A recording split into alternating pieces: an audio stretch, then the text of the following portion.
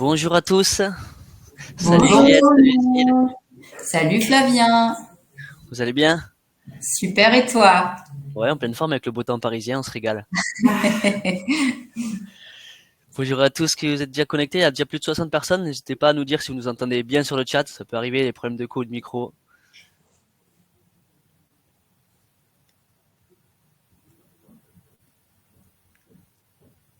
Ok, top. Le son a l'air pas mal. De votre côté aussi, je pense Juliette et Lucille, Ouais, c'est bon aussi. j'ai l'impression que tout est bon. Connexion, son. Ok, trop bien. On va attendre encore une ou deux petites minutes avant de commencer, le temps que tous les retardataires puissent se connecter.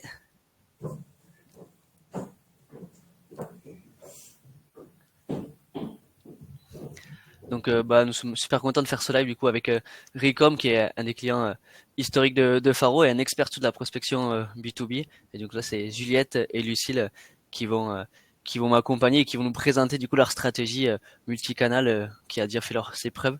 Donc, je peux vous laisser si vous voulez vous présenter, Juliette et Lucie, qui vous êtes et ce que vous faites chez Ricom.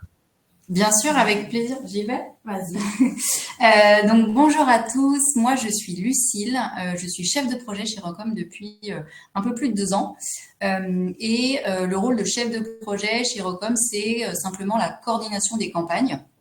Donc, on se charge de la coordination des campagnes, du planning des business développeurs, la rédaction du pitch commercial et toute la partie suivi client, piste d'optimisation et points d'avancement qu'on fait régulièrement avec les clients une fois que la campagne est lancée.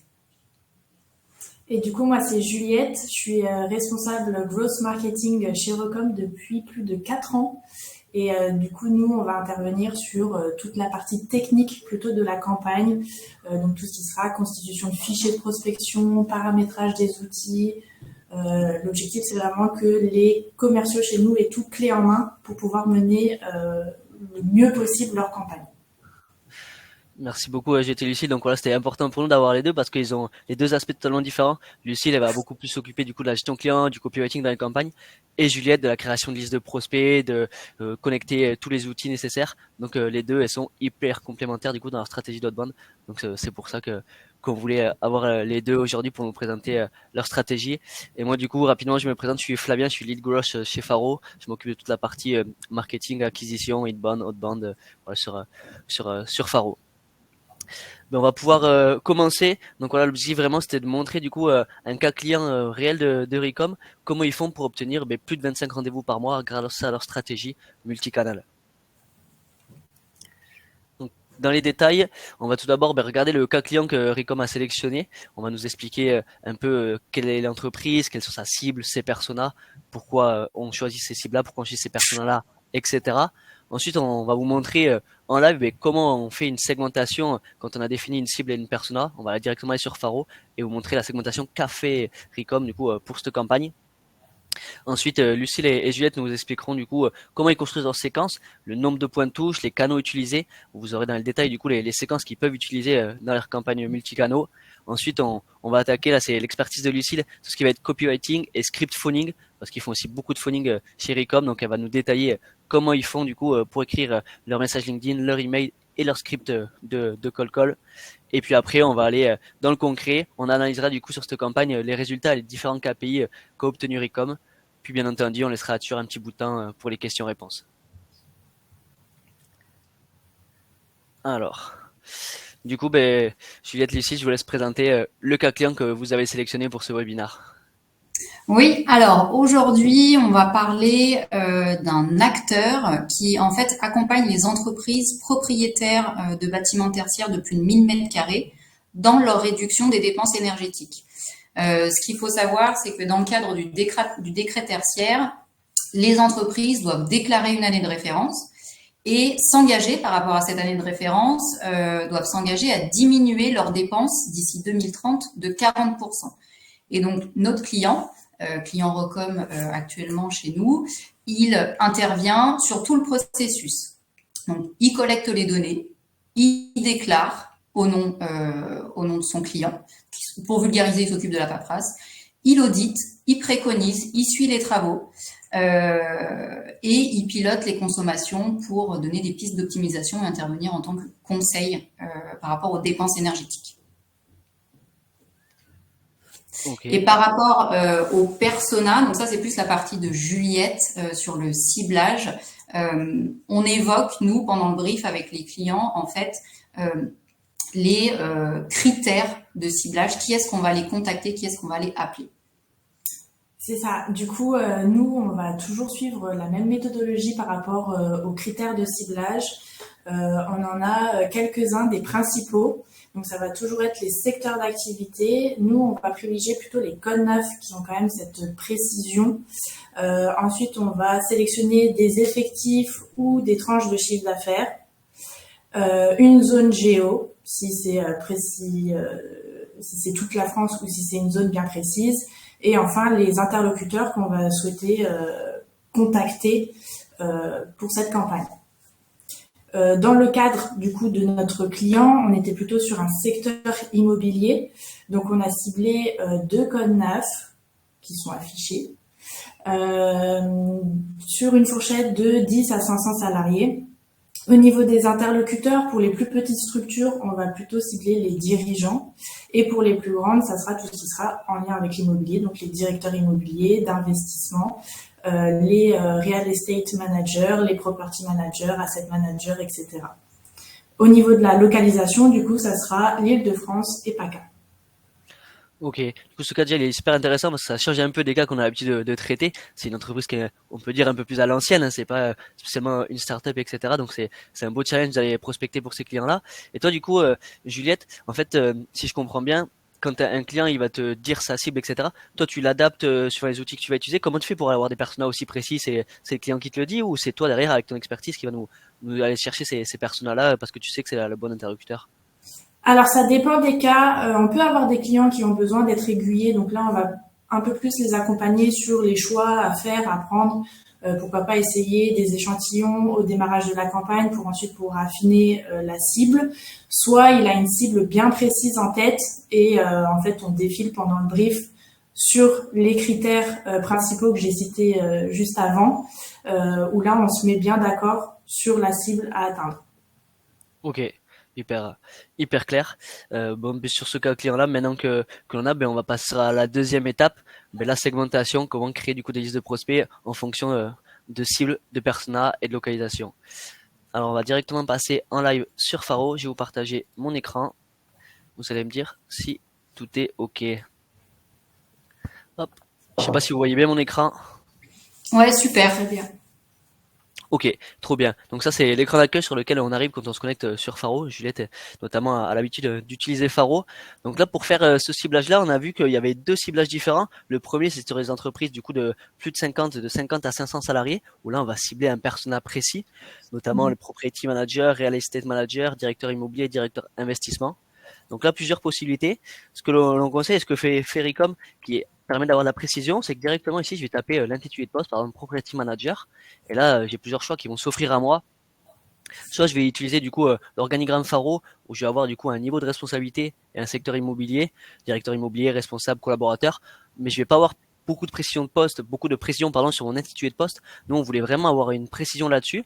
Donc là on a une fonction qui permet d'insérer des postes similaires quand je tape un nom de poste, ce qui va me permettre en fait d'insérer les 30 intitulés de poste qui vont le plus ressembler à la recherche que je souhaite faire. Et ensuite après je peux ajuster, par exemple agent immobilier là, si je les veux pas, négociateur immobilier, je le veux pas, hop, je les supprime comme ceci pour ajuster du coup l'intitulé de poste que je souhaite. Et derrière, je vais ajouter du coup les intitulés que Juliette m'a ciblé, directeur immobilier. Hop, je le rentre, je fais inclure et je l'entre directement du coup dans ma recherche. Directeur investissement, check. Hop. Et real estate manager pour avoir du coup la requête la plus complète possible.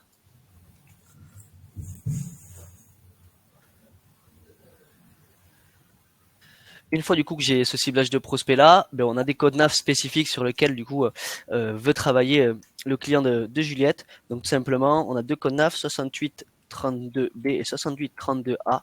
On tape ici le code NAF sur Faro, rien de plus simple, on peut directement accéder à nos 2 codes NAF.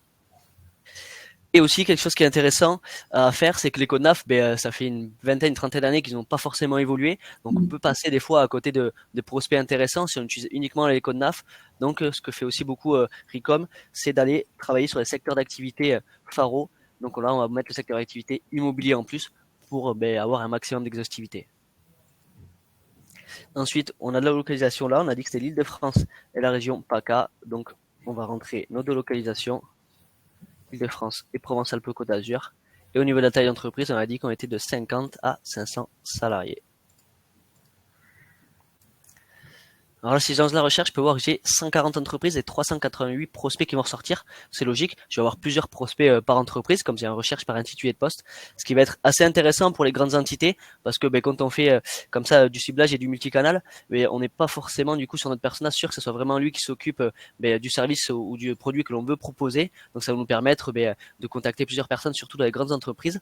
Et une fois qu'on a cette recherche-là, on va pouvoir l'ajuster. Un exemple, agent en immobilier commercial, moi ça m'intéresse pas. Je sélectionne l'intitulé de poste, hop, je le rentre directement dans ciblage de prospect et je l'exclus de ma recherche. Hop, je vais faire pareil avec un autre si j'en ai qui correspondent pas. Juriste immobilier, c'est pas le personnage que je veux contacter. Je le supprime directement et comme ça, je peux ajuster du coup ma recherche pour qu'elle soit la plus propre possible. Une fois du coup que j'ai ma recherche qui est bonne, tout simplement, je vais sélectionner les prospects. Et comme Juliette et Lucille chez Recom font du multicanal, je vais chercher les emails et ajouter tous mes prospects à une liste. Hop, là je le fais. Liste Recom. Je valide. Et derrière, l'enrichissement se lance avec Dropcontact qui est inclus dans la plateforme. Et on aura quand même, du coup, pour les prospects dont l'email n'a pas été trouvé, le numéro de téléphone standard et le profil LinkedIn pour pouvoir les contacter en multicanaux, ce qui est super important, du coup, pour maximiser les points de touche. Deuxième requête que l'on devait faire, du coup, c'était les DG pour les entreprises de 10 à 50. Là, rien de plus simple. Je supprime le ciblage par prospect. Hop, j'ajuste la taille de 10 à 50 salariés. Je mets le ciblage des prospects direction. Et là, du coup, j'ai 1190 entreprises qui sont dans mon scope, qui ressortent, que je vais pouvoir aussi enrichir.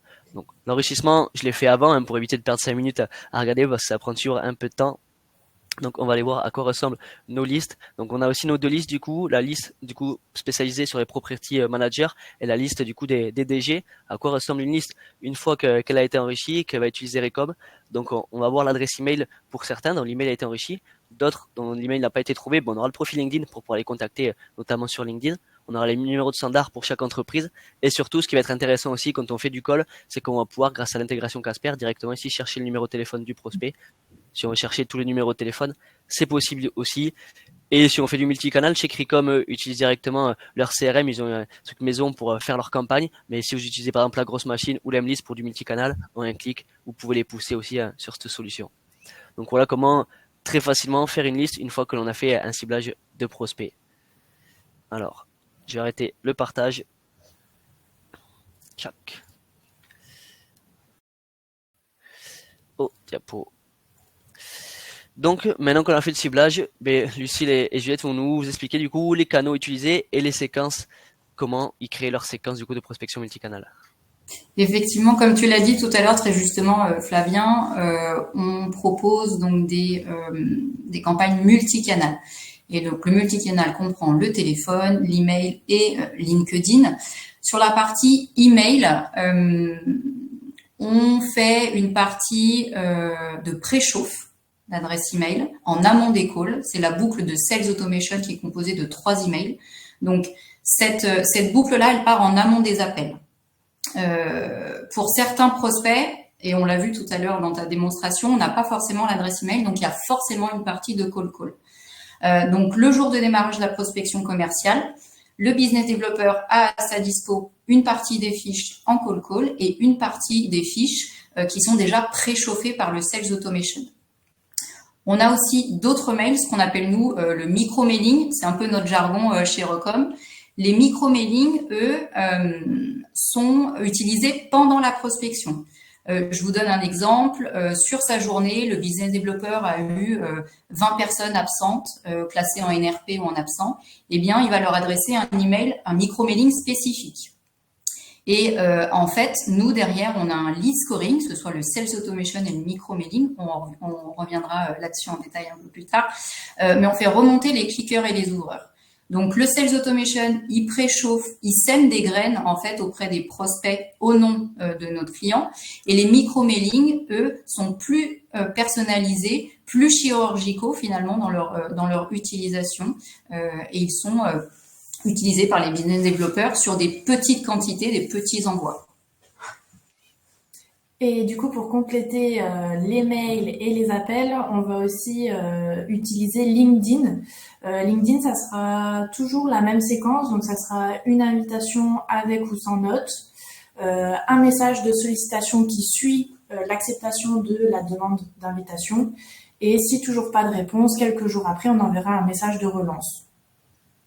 Ça c'est super intéressant parce que la plupart des gens qui font du multicanal, ils vont dire bon ok je fais de l'email plus du LinkedIn, mais ils comptent vraiment par exemple sur l'email pour avoir des taux de réponse, alors que vous avez vraiment une stratégie qui est différente, c'est-à-dire l'email est en préchauffe, le call est pratiquement la stratégie principale, et LinkedIn et l'email en fait vont appuyer un peu vos call calls, mais le call call est pratiquement le centre de votre stratégie pour obtenir le plus de rendez-vous.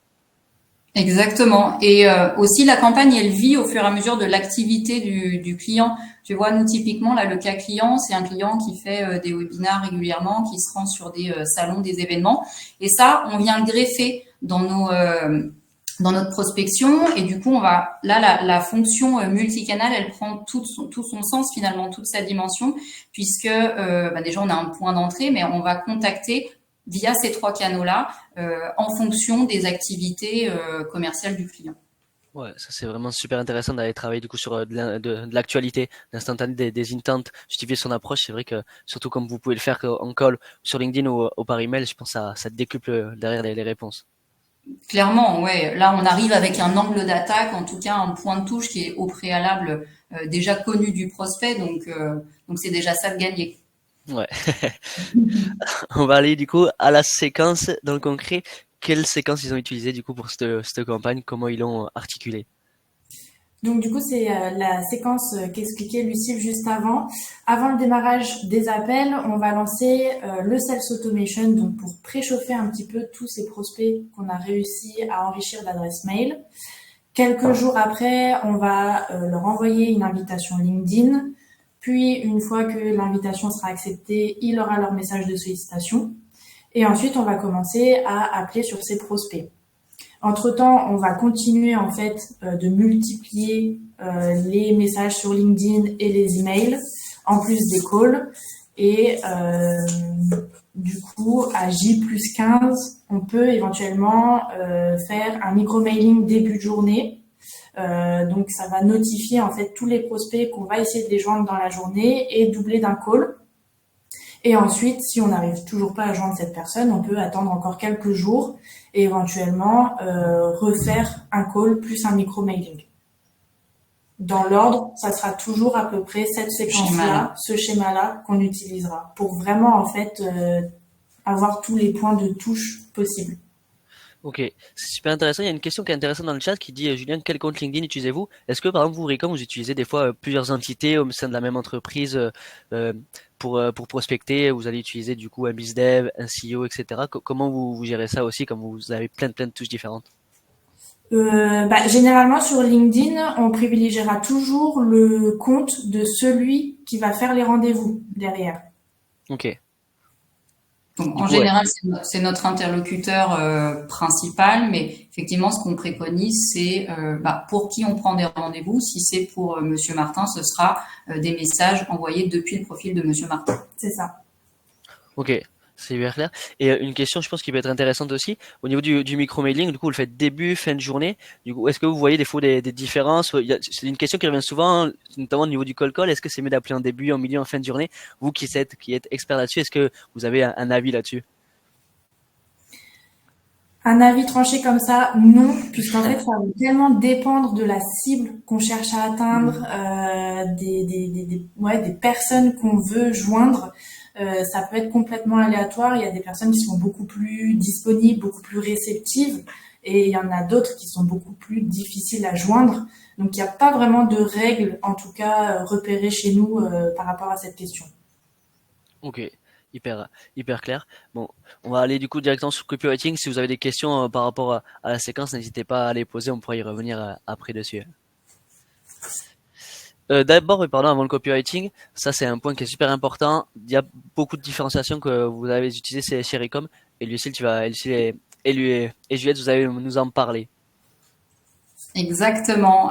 Donc les petites grandes astuces de notre côté. Pour la partie copywriting, on a effectivement intégré l'IA, la fameuse, depuis quelques mois. Et ce qui est important de retenir avec l'IA, c'est qu'il y a un gros travail de rédaction de prompt en amont. Nous, on a un script établi, la proposition de valeur, la question ouverte, etc. Ça, c'est établi. Et effectivement, on donne ces préconisations-là à l'IA. Mais pour que les résultats soient satisfaisants, il y a un gros travail de test et de rédaction de prompt pour que ce soit le plus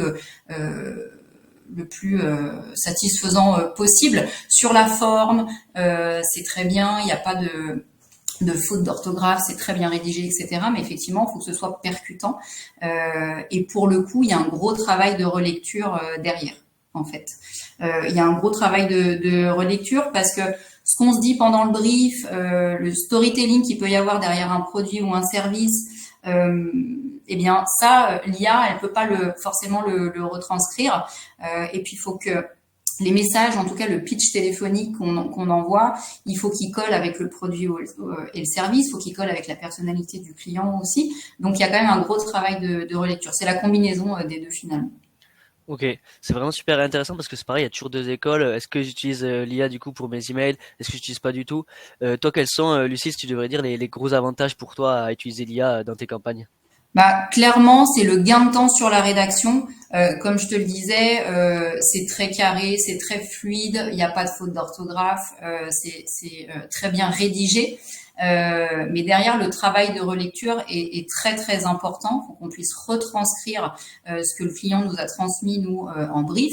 Et puis, donc, je reviens sur la slide, on voit la méthode AIDA, la méthode PASS. Effectivement, ça, dans le prompt, c'est ce qu'on préconise à l'IA, de nous ressortir la reformulation du sales automation, du microblading, selon la méthode AIDA ou la méthode PASS. Donc, un gros travail finalement de prompt, et on fait de l'A/B testing aussi, hein, on enrichit ça au quotidien, et un gros travail de relecture de notre côté par le ou la chef de projet.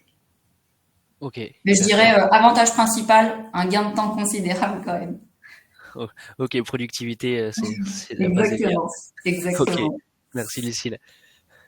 Sur la partie technique, on a mis des petites choses en place aussi, notamment avec le lead scoring. Donc ça, en fait, ça va être 3 indicateurs sur les ouvertures et les cliqueurs sur nos mails envoyés. Et donc, du coup, ça se présente en 3 étapes. Ça va également aider, en fait, nos commerciaux à prioriser leurs appels, puisque effectivement, un prospect qui va cliquer sur un mail sera beaucoup plus chaud qu'un prospect qui ouvre le mail. Donc, du coup, on va avoir les bouillants. Donc, les bouillants, ce sont tous les prospects qui auront justement cliqué sur un mail. Ensuite, on passe au chaud. Donc, ce sont ceux qui auront ouvert plus de 3 fois le mail, mais qui n'auront pas cliqué. Et enfin, les tièdes, ce sont ceux qui auront ouvert entre 1 à 3 fois le mail et qui n'auront pas cliqué. Donc ça, c'est vraiment en fait dans un objectif, pareil, d'aider le commercial à prioriser ses appels et à déceler en fait là où il y a le plus d'opportunités, le plus d'intérêt au fil de la campagne. Ok, ça c'est super intéressant. Du coup, tout ça est automatisé. Et vous, après vos sales, quand ils vont faire les appels, ben, je suppose par exemple, tu peux pas passer 200 appels par jour. Du coup, il va faire bouillant, chaud, tiède, etc. Et s'il reste du temps, il va appeler tous les tièdes, mais sinon, il passe un peu en dessous, quoi. Exactement. En fait, dans notre CRM, on va avoir différentes vues et ces 3 vues-là seront les premières qu'on aura. Comme ça, il a bien aussi l'ordre pour traiter chaque vue les unes à la suite des autres. Ok, hyper clair ça là-dessus. Et je trouve que le lead scoring, c'est hyper important quand on fait du multicanal. Et quand vous traitez un grand nombre de prospects, parce qu'on peut le voir, là, on va le voir dans cette campagne, je crois qu'il y a plus de 1000 entreprises qui ont été contactées. Donc, en effet, scorer, ça va permettre d'être le plus efficient Ouais, possible. la priorisation, en fait, c'est vraiment le fil rouge de nos campagnes de prospection, c'est la priorisation. Donc prendre le pipe dans le bon ordre, du plus chaud au plus froid, et les bouillants chauds tièdes aident grandement pour le retour des mails. Ok, hyper clair. Tout à fait. On a aussi mis en place du coup le tracking des documentations de nos clients. Donc ça nous permet aussi de récupérer des stats au niveau déjà de qui ouvre notre documentation, combien de temps ils vont passer sur la documentation, quelle page ils vont consulter, et ça permet aussi derrière d'avoir des petits points de touche pour rappeler ces prospects-là. Ça peut donner des billes supplémentaires aux commerciaux. Ok, hyper clair. Avant qu'on passe du coup au copywriting, on a deux petites questions qu'on peut répondre au fil de l'eau qui sont intéressantes. Bon, ça, il va falloir négocier, je pense, Jean avec Ricom qui demande si c'était possible de partager un exemple de prompt. Alors là, Ah, alors ça va falloir payer très très cher. c'est là. Alors non, on peut pas partager les prompts. On est parti d'un prompt au démarrage de quelques lignes pour arriver aujourd'hui à un prompt assez conséquent, puisque ces prompts-là, ils sont travaillés à la fois pour le pitch téléphonique, à la fois pour les emails et à la fois pour LinkedIn. Donc c'est triple travail finalement. Donc il y a un gros travail derrière. Dans la partie copywriting, je donnerai volontiers des astuces à la personne qui a posé la question. Partager le prompt. Là, il faut négocier avec le big boss. Et une autre question qui demande avec quels outils du coup vous suivez tout ce lead scoring et ces campagnes. Alors le lead scoring, c'est quelque chose qu'on a mis en place dans notre CRM directement. Donc effectivement, vu que c'est un CRM un petit peu fait main, on a pu vraiment sortir les stats qu'on veut, les organiser comme on les veut. Donc c'est très pratique sur cet aspect-là. Et au niveau du tracking, du coup, on utilise Stilkey, qui est une société lyonnaise comme nous, et qui a développé donc cet outil de tracker. Ok. Et en CRM, vous avez un CRM fait maison, c'est ça? C'est ça. Ok, hyper clair. Merci beaucoup. Du coup, au niveau du copywriting expertise de Lucie, et ça ce qui va nous intéresser, l'argumentaire téléphonique, comment vous faites pour aller chercher du rendez-vous du coup en call? Alors là, par rapport au pitch téléphonique, nous, je le disais tout à l'heure, on construit toujours sensiblement de la même façon. Euh, Première phrase de présentation, et vous remarquez dans la première phrase, on dit je vous appelle suite à quelques mails que je vous ai envoyés. Et là, en fait, on fait référence au sales automation et ou au micro-mailing qu'on a envoyé en amont. Donc ça, déjà, c'est notre porte d'entrée finalement. Ensuite, on embraye sur la valeur ajoutée. En quelques mots, voilà pourquoi je vous appelle. Vous devez avoir ce point de douleur-là. Moi, par rapport à ce point de douleur-là, j'ai tel argument différenciant, tel argument différenciant. Et vous, comment vous faites aujourd'hui? Et là, donc, principalement dans la majeure partie des cas, on pose une question ouverte pour pouvoir instaurer l'échange. Il se peut qu'on fasse remonter directement la prise de rendez-vous à ce moment-là. Typiquement, si je vous appelle, c'est pour vous proposer une démonstration. Typiquement, ça s'y prête bien. Mais dans la majeure partie des cas, on propose une question ouverte. Ça permet en fait aux business développeurs de laisser s'instaurer l'échange. Le prospect, lui, peut répondre à cette question en expliquant son fonctionnement actuel, quels sont ses enjeux, répondre forcément aux objections.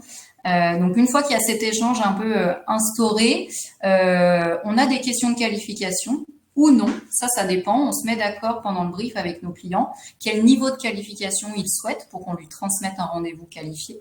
Donc ça c'est pareil, c'est des questions à poser au fur et à mesure de l'échange.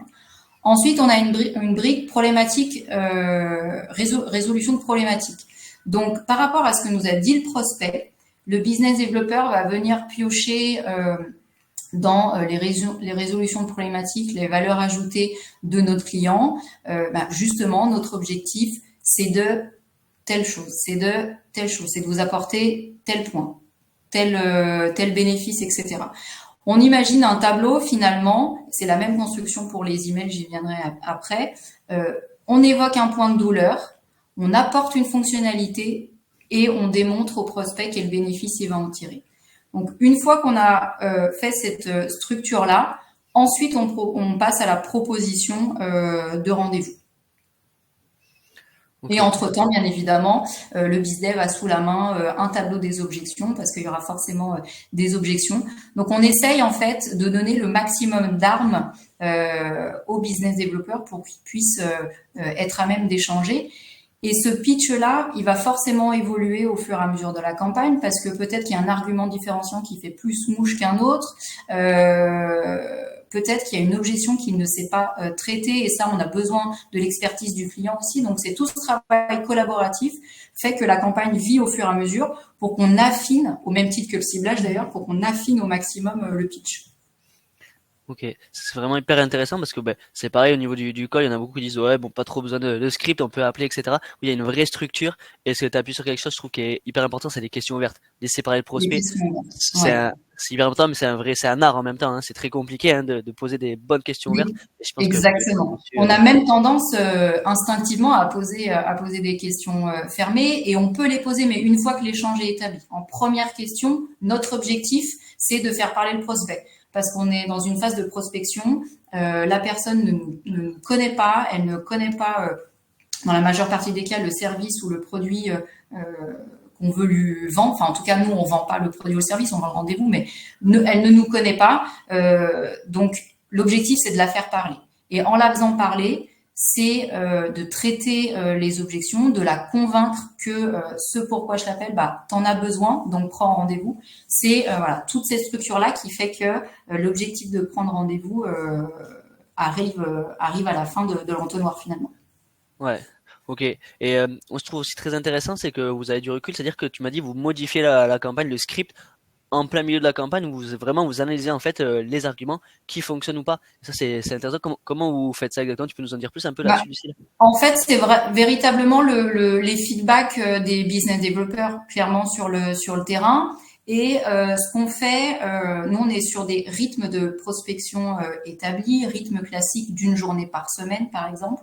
Et sur la deuxième semaine, ce qu'on fait pour ajuster le discours sur la deuxième semaine, la deuxième journée de prospection, pardon, on propose une session de double écoute à nos clients. Donc, c'est-à-dire que nos clients, pendant un créneau de 1 heure et demie, 2 heures, ont accès à la ligne directe du business développeur, peuvent l'écouter en direct et on fait un débrief ensuite. L'idée, c'est pas d'écouter pour écouter, c'est comme je te le disais, faire des ajustements, se dire, bah, tu vois cet argument-là, je pense qu'il faut mettre en avant en premier. Ou cette objection, je te donne plus d'armes pour y répondre, parce qu'effectivement, on n'en avait pas parlé pendant le brief. Et donc ça, déjà, il y a, sur cette deuxième journée, on ajuste, et au fur et à mesure de la campagne, et au fur et à mesure de la maturité du marché, du feedback du business développeur, eh bien, on ajuste le discours. Ok, super intéressant. Il y a deux questions qui sont assez intéressantes sur le call, mais je pense que tu as déjà répondu. Mais préparez-vous un script spécifique avant chaque appel. Du coup, Oui, alors typiquement, ce que vous voyez là, cette construction, présentation, valeur ajoutée, questions ouvertes, résolution de problèmes, prise de rendez-vous, c'est la structure classique et c'est comme ça qu'on rédige les pitchs. et après, comment levez-vous la barrière du secrétariat? Bon là, je pense que ce serait plus une question pour un bizdev, sauf si tu sais y répondre, Lucille, mais Oui, oui, je peux y répondre, bien sûr. La barrière du standard, effectivement, nous, on se fait des trainings en interne là-dessus. On a des personnes qui nous aident précieusement là-dessus. On donne quelques tips comme parler au présent, ne pas trop en dire, sachant que au standard, en général, le ou la standardiste ne pose que 2 voire 3 questions grand maximum. Donc, quand on se présente, c'est bonjour, je souhaite parler à. On peut dire bonjour, je suis Madame Intel, je souhaite parler à. Et donc, il y a une première question qui va arriver. C'est à quel sujet? C'est suite à quelques mails que je lui ai envoyés. Donc, parce que on a véritablement envoyé des mails en amont. Et donc, potentiellement, soit elle s'arrête là, soit elle pose une dernière question. Et la dernière question va simplement dire l'objet de notre appel en une phrase. Euh, Là, typiquement, pour notre client, on va lui dire que c'est par rapport à la gestion de ses bâtiments. ouais, Quelque assez, chose assez, dans ce- Mais assez voilà. simple. Et puis surtout avec une belle segmentation, tu as des informations sur ton prospect. Je vais parler à Christophe, qui est propriétaire manager, du coup, chez Foncia. On a échangé par mail pour la gestion de son bâtiment. C'est Logiquement, pour la la question. gestion de ses actifs.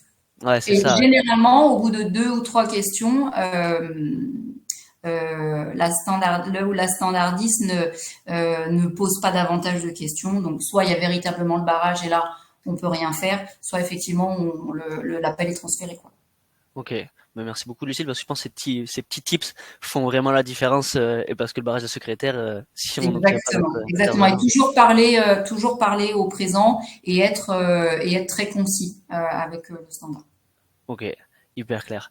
Donc si vous aurez d'autres questions après sur l'argumentaire téléphonique ou sur le Gold Call, on y reviendra après. Maintenant, on va passer du coup à une autre partie du multicanal que font Recom. Donc tout ce qui va être email et copywriting. Bon, ils envoient pas mal d'emails, pas mal de messages LinkedIn. On va pas tous les faire à la main. On a juste sélectionné un email micro-mailing, un sales automation et une campagne LinkedIn que Lucille va nous expliquer. Exactement. Donc, je vais commencer par celui du milieu, l'email 1, qui lui est l'email du Sales Automation. Donc, ce fameux mail de préchauffe. On en envoie 3. Là, vous avez, donc c'est le premier.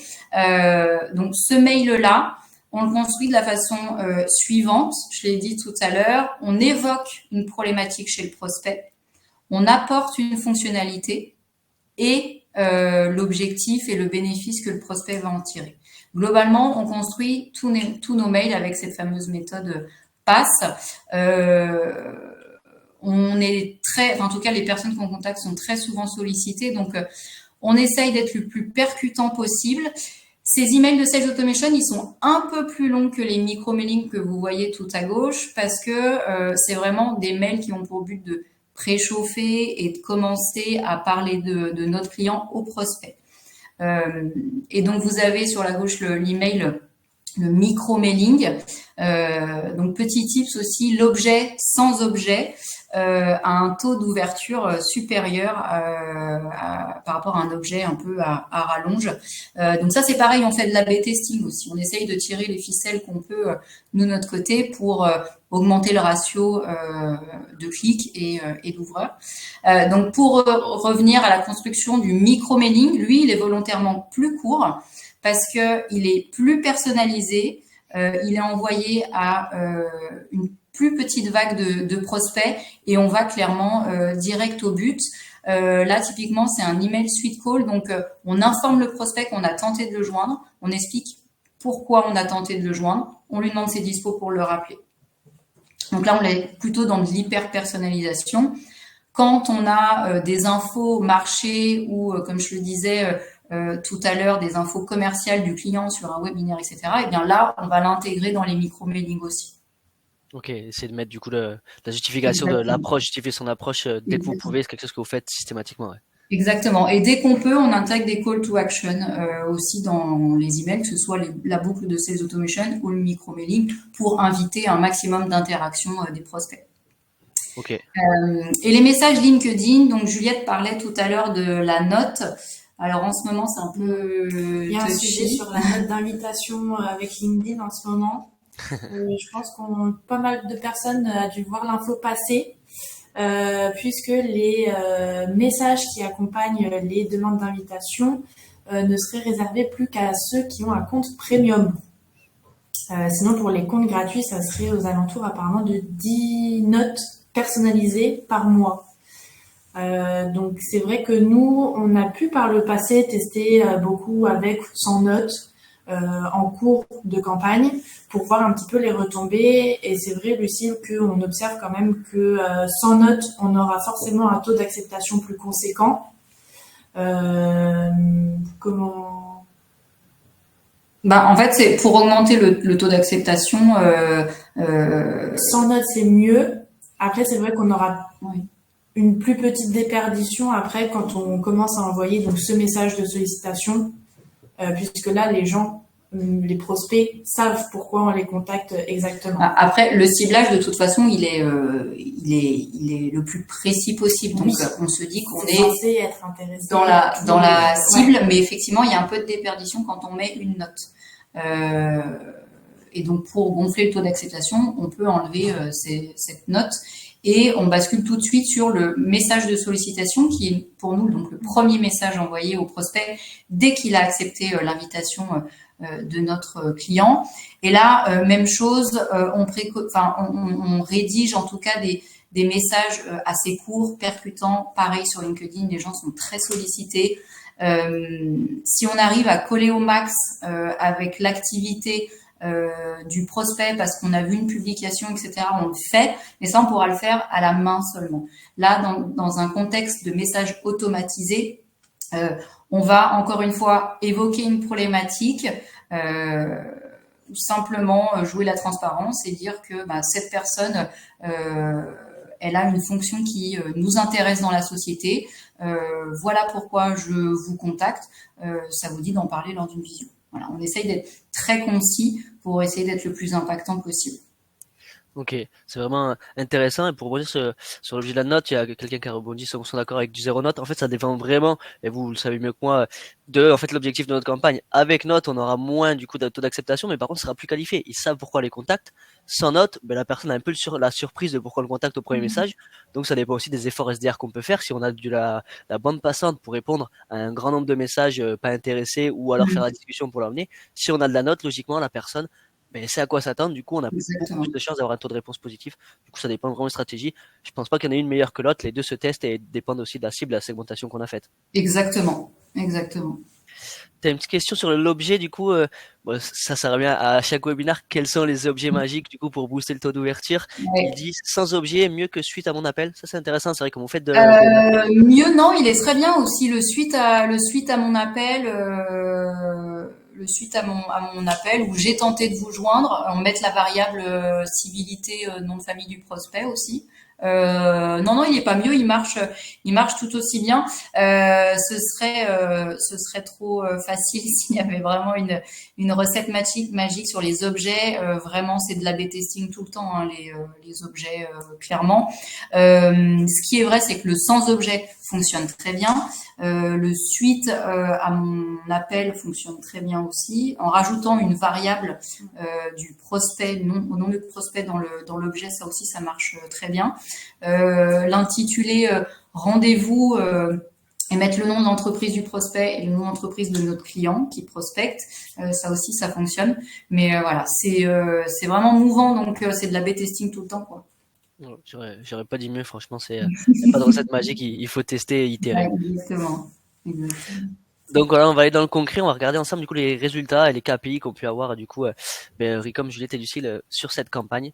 Donc je vais vous laisser les présenter du coup là, les KPI du coup par canal et ensuite on aura les KPI généralistes en termes de rendez-vous, etc. Donc, par rapport aux résultats sur cette campagne, effectivement, on a passé un peu plus de 1600 calls.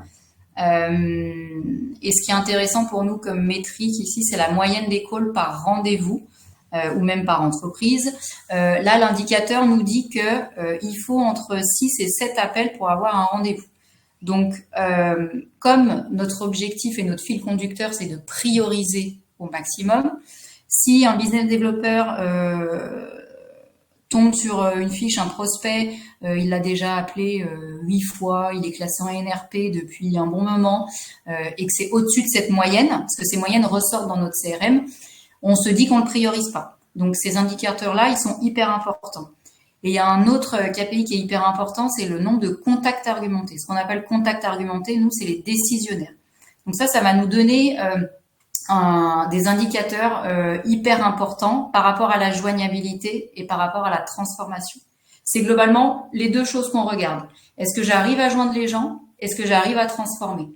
Et donc le nombre d'appels, le nombre d'entreprises contactées et le nombre de contacts argumentés et le nombre de rendez-vous sont les métriques les plus importantes pour nous, pour en tirer des tendances et pour mettre en place des plans d'action derrière si besoin. Donc voilà sur la partie call, sur la partie mail, on en a envoyé pas mal d'emails, 1160 mails envoyés. Taux d'ouverture plutôt correct, 40%, avec un taux de clic à 8 et un taux de réponse à 6.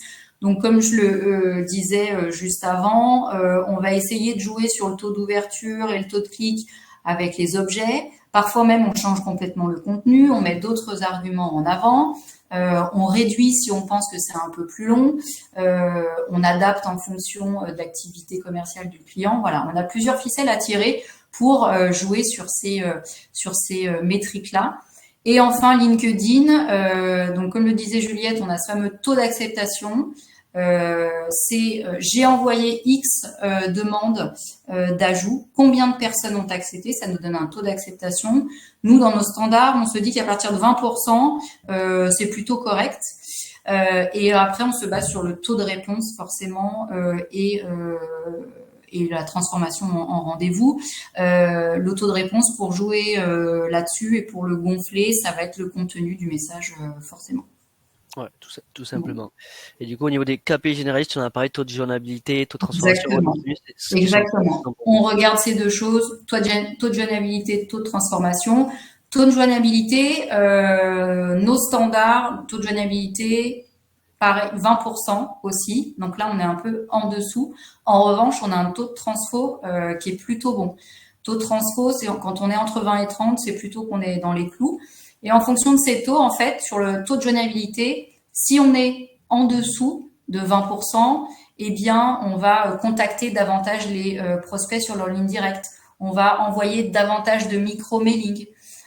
Et par rapport au taux de transfo, là, ça va être plus un travail sur le pitch, adapter le pitch, le modifier, etc. Donc, ces deux indicateurs-là, en fait, sont source de plans d'action et d'optimisation de nos campagnes par la suite. Donc là, sur notre campagne, on a 1312 entreprises contactées, un taux de joignabilité un peu faible, 16%. En revanche, un taux de transfo, 33%. Ça veut dire que le BizDev galère un peu à avoir les gens, mais une fois qu'il les a, ça se transforme dans 33% des cas. Ouais. Et donc, on a à l'heure actuelle 25 rendez-vous sur cette campagne. Ok. Bien intéressant d'ailleurs ces KPI, il y en a qui demandent pour les analyses, ce sont des résultats pour une campagne d'un mois ou est-ce que vous établissez une période précise du coup pour analyser les KPI? Les KPI, on peut les regarder à la journée, au mois ou au global. Ça dépend. Quand la campagne vient de démarrer, qu'on a fait une ou deux journées, alors c'est peu parlant, mais ça commence à donner une bride, de tendance. En général, on fait plutôt cette analyse-là au bout de 4 journées de prospection. Là, on aura plus de matière. On aura eu 4 journées avec une moyenne de call entre 70 et 80. Donc, on a quand même de la matière pour analyser ces deux KPI-là. Et après, si la campagne perdure, mois après mois, on le fait au global. Ok. Hyper clair là-dessus.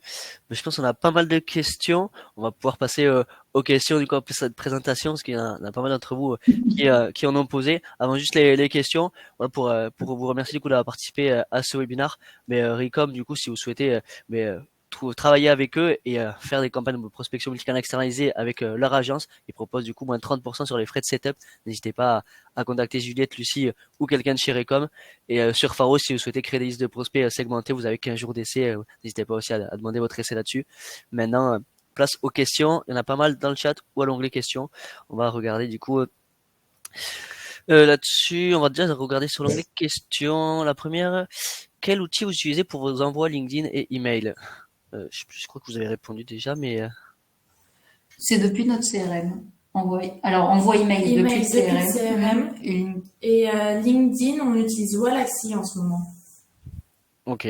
Bon, ça, réponse simple et concise. Merci beaucoup, Juliette. Et après, quel outil d'IA? Ça pose beaucoup sur les outils, visiblement, vous utilisez pour le copywriting. Pardon, excuse-moi Flavien, j'étais en train de dire. Quel outil d'IA vous utilisez pour le copywriting? Je pense ChatGPT, non? ChatGPT, effectivement, et on a fait développer avec un partenaire un outil pour tous nos besoins en rédaction. Et en fait, ChatGPT vient se greffer dans cet outil-là, mais effectivement, la base, c'est ChatGPT, ouais. Ok. Ensuite, une question qui est intéressante. Les messages d'invitation LinkedIn sont passés à 200 caractères. Comment avez-vous adapté votre copywriting? En général, les messages. Ça, c'est pour les notes. Ah, pour les notes. Ah oui. Ouais, je pense, ouais. Ouais, c'est pour les notes. Du coup, si le profil de notre client est en gratuit, on va maintenant en fait enlever les notes parce que le risque du coup, c'est que LinkedIn commence à bloquer son compte et on voudrait pas arriver jusqu'à ce qu'il soit banni. Donc du coup, on a fait le choix de supprimer la note d'invitation directement. Ok. Hyper clair. Une question aussi sur la séquence du coup de ces automations de pré-chauffe. Comment s'articule la séquence d'email de chauffe? Combien de messages? Quelle performance peut être considérée comme bonne sur ce genre de séquence? Alors, pour le Sales Automation, on envoie 3 emails, espacés de plusieurs jours, bien évidemment. Et les micro-mailings, eux, sont envoyés à chaque journée de prospection. Donc, si on a un client qui est sur un rythme de 1 jour par semaine, il recevra, un micro-mailing par semaine sera envoyé. Voilà, Ok. globalement. Et au niveau du nombre de destinataires dans nos boucles, que ce soit sur le Sales Automation ou sur le micro-mailing, on se donne quand même des limites pour pas impacter le nom de domaine, bien qu'on vérifie quand même la délivrabilité des adresses mail, etc. On se dit jamais plus de 80 destinataires par boucle. Donc ça reste très petit par rapport à ce que font Pas du mass mailing. Non, voilà. Ok, hyper, hyper clair, vraiment de la segmentation, de ça c'est la base de tout, hein, faire des listes segmentées, ce qui permet d'avoir des résultats. Là-dessus d'ailleurs, il y a une question de Gaspard que je salue, pas trop de problèmes avec les bans LinkedIn, quels sont vos quotas d'action journaliers? C'est une question un peu plus technique, mais c'est vrai que LinkedIn a notamment, Wallaxy, je crois qu'il y a plus que 200 invitations par semaine, si je dis pas de bêtises, par Ouais, profil. Du coup, est-ce que C'est vous avez ça. des problèmes là-dessus? Est-ce que vous avez ajusté vos stratégies en fonction de ça? Alors effectivement, donc c'est ce qu'on propose aussi à nos clients, ça va être 20 invitations en moyenne par jour. Là où Alaxy sont très bons, c'est que nous, on va définir une moyenne d'envoi par jour. Donc en fait, le lundi, ça peut être 19 invitations envoyées, le lendemain 21 et ainsi de suite, pour garder quand même une action humanisée et que ce soit pas robotique. J'envoie bien mes 20 demandes tous les jours aux prospects. Concernant les bans, si jamais ça nous est arrivé, et quand ça peut nous arriver, en fait, on va tout de suite réagir et diminuer les quotas à une dizaine d'invitations pour protéger le plus possible le compte. Ok. Et après, en fait, une fois qu'on repasse en dessous des radars, on peut continuer. Ok, hyper clair. De toute façon, voilà, c'est ce que l'on conseille aussi. Je sais pas si vous l'avez vu passer, mais quelque chose qui est sorti du coup sur Outlook et Google. Maintenant, à partir de 2024, ils vont aussi faire beaucoup plus attention du coup, notamment aux entreprises qui envoient plus de 4000 emails par jour sur les grosses scale etc. Ça peut être le cas. Et donc, la segmentation est plus que jamais de mise. Hein. Une bonne segmentation, réduire du coup son nombre d'emails envoyés. Si on segmente bien, qu'on fait un beau travail derrière, il n'y a pas de souci. Mais on le savait déjà, mais ça va être encore plus le cas en 2024. La prospection de masse, ça va vraiment plus fonctionner et on va vite être banni surtout de Google maintenant. D'ailleurs, une question sur le call call qui est intéressante. C'est quoi la dernière best practice que vous avez pratiquée ou vue en call call? En call call, on garde la même stratégie. Alors, il y a 2 choses. Il y a des prospects qui n'ont jamais reçu la boucle de Sales Automation parce que le timing imparti ne nous l'a pas permis, mais ils ont une adresse mail. Donc, on va quand même leur adresser un micro-mailing. Donc, il y aura qu'un seul mail qui sera parti. Donc, on a déjà cette porte d'entrée là. On garde quand même notre structure de je vous contacte suite à un mail que je vous ai envoyé. Dans 80% des cas, c'est vrai. Dans 20% des cas, la personne n'a jamais reçu de mail, mais véritablement, ça, c'est plus une porte d'entrée qu'autre chose. Donc, le call c'est le plus compliqué, hein, surtout en phase de démarrage de campagne. Donc, c'est pour ça que le travail des growth marketers, le travail de Juliette en amont, il est hyper important pour qu'on ait un max d'adresses mail et que la boucle de sales automation est déjà tournée.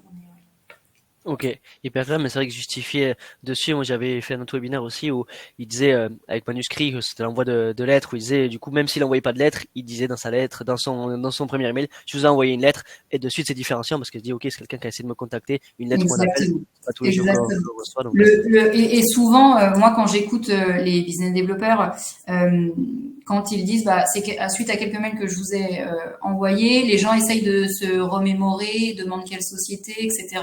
Et l'idée, c'est de couper court. Et écoutez, je vous recontextualise tout simplement l'email. Et là, on commence le pitch. Donc voilà. Donc le call, faut être rusé. Et c'est pas l'exercice le plus facile. Ça, je confirme. Une petite question de Christopher que je peux répondre, mais je pense que vous le faites aussi chez Recom. Pour les mailings, vous utilisez l'adresse mail habituelle de votre client ou une autre adresse mail du domaine. Bon, on conseille vraiment, hein, quand on fait du cold email, surtout quand on fait un peu de volume, de créer ce qu'on appelle un sous-domaine, hein, pour pas cramer son domaine principal si jamais on respecte pas les délivrabilités et les recommandations de Google de plus de 100 emails par jour. Donc franchement, je suis sûr que Recom le fait, mais voilà, on dit à tout le monde, si vous le faites pas, utilisez bien un sous-domaine pour votre prospection, parce que ça peut être très très vite embêtant, hein, si vous respectez pas les règles en termes de volume. Bien sûr, et il y a une option aussi qu'on propose à nos clients, c'est d'acheter nous des noms de domaine. On propose des noms de domaine à nos clients et ils choisissent. Donc ça peut être aussi une sécurité supplémentaire pour préserver leur nom de domaine. Après, Ouais. encore une fois, vu que nous, on n'est pas dans le mass mailing, Mm. on a quand même moins de chances de pourrir un nom de domaine. Ouais, tout à fait. Mais on conseille quand même, Oui, quand on fait la prospection, volume ou pas utiliser son nom de domaine, sinon ça peut vite être handicapant si nos clients ne reçoivent plus nos mails. tout à fait. Mais peut-être s'il y a une dernière question, sinon on va terminer cet événement. Si vous avez peut-être une dernière question, on va peut-être la prendre. Sinon, on va tous vous remercier et vous souhaiter une bonne soirée. Il n'y a pas l'air d'avoir de questions. Ben donc déjà, merci beaucoup à Lucille et à Juliette du coup pour avoir joué le jeu, nous avoir présenté un vrai cas client et nous avoir donné vos astuces du coup pour faire des campagnes multicanales qui sont performantes. Et puis merci à tout le monde du coup d'avoir participé. Merci infiniment à toi, Flavien, de ton invitation. Merci à tous ceux qui nous ont écoutés. Et Juliette et moi, on est disponibles, bien évidemment, pour répondre aux autres questions qui viendraient après le webinaire. Ouais, tout à fait. N'hésitez pas à nous contacter, hein, sur LinkedIn si vous avez d'autres questions. Pour ceux qui étaient absents ou qui voudraient le replay, on va vous l'envoyer et puis on vous enverra un petit mail aussi demain pour vous remercier d'être venu à ce webinaire. Merci à beaucoup. tous. Très bonne soirée à tous. Au revoir. Au revoir.